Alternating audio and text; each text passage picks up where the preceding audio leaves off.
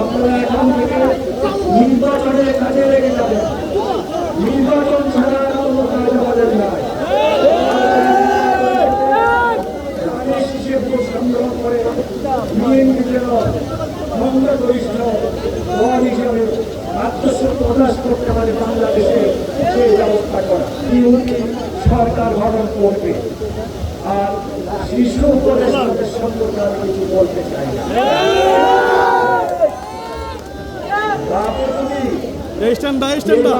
হাতে ছোট একটা ছুরি ধরা যায়, একটা লোককে যদি সে ছুরি দিয়ে হত্যা করে, এই জন্য কি শিশুরা দায়ী থাকবে? শিশু উপদেষ্টার হাতে ছুরি দিয়ে ধারী অস্ত্র দিয়ে তাদেরকে ছেড়ে দেওয়া হয়েছে। আমাদের নেত্রী দেশনেত্রী খালেদা জিয়া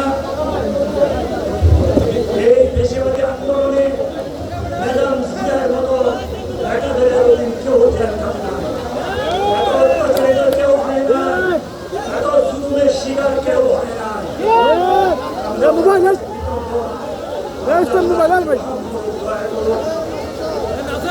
বিশেষ করে আমাদের ভারতের প্রতি আমাদের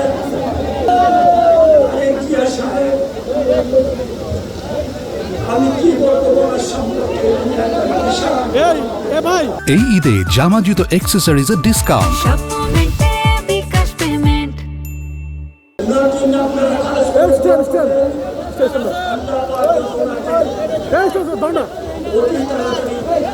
বাংলাদেশে আমাদের পুরোপুরি দায়িত্ব নিয়ে এই দেশের নির্বাচনকে সুষ্ঠু সুন্দরভাবে সম্পন্ন করতে পারে।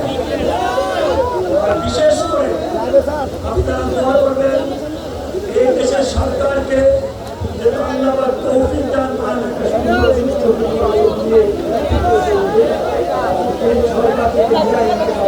আমিন। এবং আপনাদেরকে অনুরোধ করবো, আপনাদের কাছে আমি ক্ষমা চাই আপনাদের কষ্ট দেওয়ার জন্য। আমি আসবো আপনাদের গ্রামে, আসবো। এই গ্রাম আমার প্রিয় গ্রাম। এইখানে ইসলামুল্লাহ আলমের বাড়ি হওয়া সত্ত্বেও এই এলাকার জনগণ আমাকে নির্বাচিত করেছে। গ্রামে আসবো, আপনাদের ঘরে বসবো, আপনাদের সাথে বসে যাত্রা দিয়ে বসে কথা বলবো। আপনাদের মনের কথা ইনশাল্লাহ শুনবো। আপনাদের ভাই, আপনাদের কামরা, আপনাদেরকে অনেক ধন্যবাদ। আপনারা আমাদের দোয়া করবেন।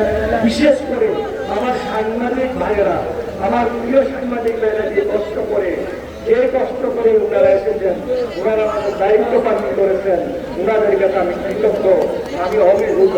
আসসালামু আলাইকুম ওয়া রাহমাতুল্লাহি ওয়া বারাকাতুহু।